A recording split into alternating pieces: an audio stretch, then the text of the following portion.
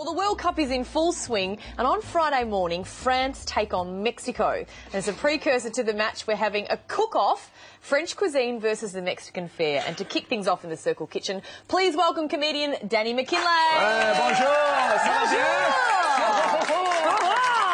Hey, this is a great way to celebrate the World Cup. Embrace the cuisine of the countries playing. And it also makes it interesting for people who couldn't give a crap about soccer. Absolutely. Well, I'm there with bells on. I'm very disappointed about Socceroos. So let's move forward. Talk about that. Let's talk about France. Vive la France! Vive la France! France is one of my favourite sporting nations because on all of their outfits they have the emblem, which in heraldic terms is a rampant cock.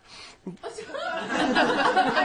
Well, let's cook for the cock. Yay! Let's go for it. What are you making for us, Danny? I'm going to make a traditional French breakfast, which is hot chocolate. Oh, I don't think this is going to fit in with Swanee's Jenny Craig. Well, I'm using non-fat sugar for it. Great.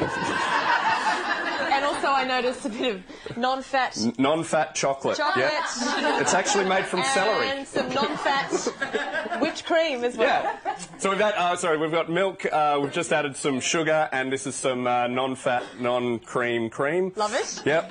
Swanee's going to love it. Swanee is going to love this. So we just get that on a low heat, and you put it all up, and we mix this all together. Beautiful. And see, the French have their chocolate in the morning, like we would have dessert at the end. You know, and they have the best way... okay. I've made a mess of this. You've just made a mess. No.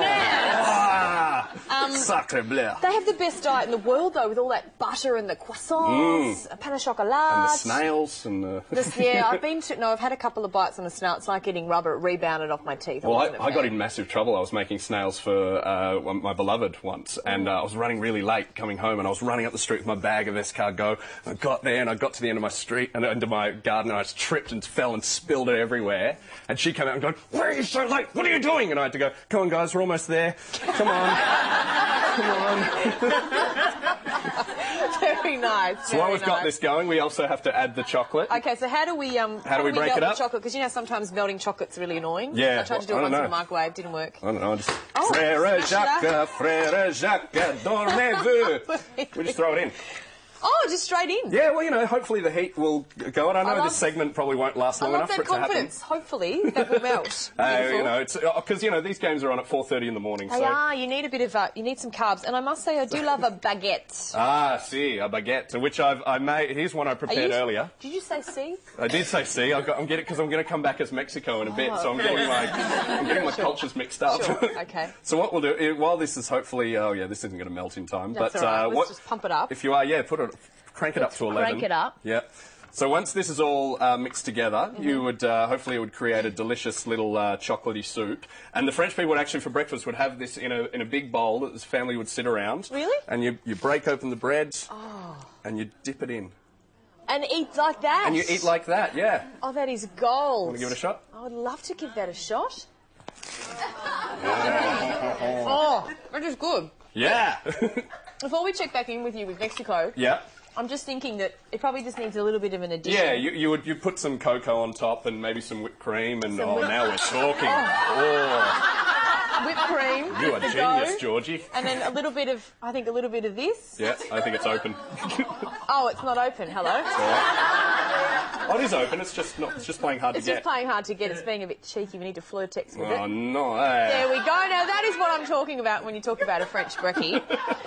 Danny's going to be back in the second half of France versus Mexico. Stay with us because after the break. We'll talk to the man. Bye. I'm back in the Circle Kitchen with comedian Danny McGinlay. We're in for a bit of strife, I can just tell. Hola. We're having a cook-off in anticipation of France playing Mexico Friday morning in the World Cup. This is a bit of a Mexican standoff, Danny. Si. What are you making for us, darling? Burritos. Oh. In my very racist accent. Si. Hey, do you want to hear the worst joke ever? Oh, take it away. Okay, what's under Speedy Gonzalez's carpet? Underlay.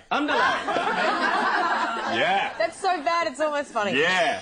Hey, what have you got in there, All please? right, I'm frying up some chilli, green capsicum, red capsicum, and onion and some garlic. Beautiful. And to that, we're going to add some corn. Can I get you to chop that tomato, please, Georgie? Absolutely. Actually, So we're doing a vegetarian version here, Danny. See.